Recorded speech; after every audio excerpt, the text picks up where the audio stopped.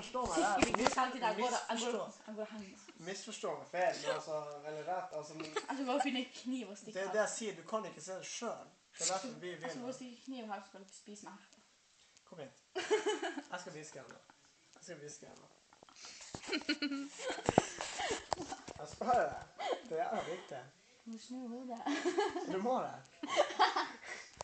Altså, og da er det litt sånn, da kan du tenke deg hvor velvillig jeg er for å hjelpe deg når sånn som du sier at jeg er svær gris, og så er jeg på gris og masse bacon. Det er som å susse rett og slett en stor purke. Og da er jeg veldig gøy, synes jeg. Kaller du meg purke? Nei, altså, du ser det ikke selv. Kaller du meg purke? Hvem som ser det? Det er bare jeg og vi rundt deg som ser det. Se på. Jeg er stor purke. Du må... Purke. Stor purka. Du må kvitt svineinfluensa sin. Det er jævlig, men Jeg får faktisk litt Sånn er det. pusteproblemer. Ja, se her, ja. Ja da. Der får svineinfluensa ut. Det er flere borte. Jeg tror jeg griter med mine.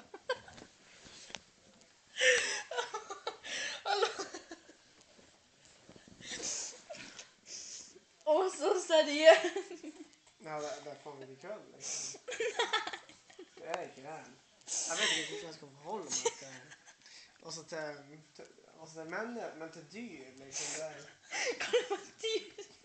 Kaller du meg dyr? Ja, jeg vet ikke hva som er... Det du er i det. Altså, det er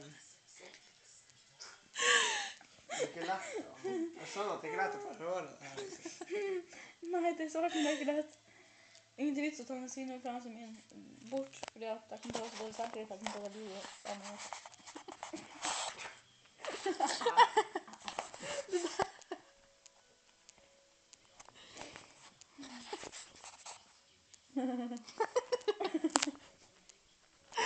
Jeg er så tørr i halsen. Du bare sa det. Hva er det som skank der? Det her er min og her er min.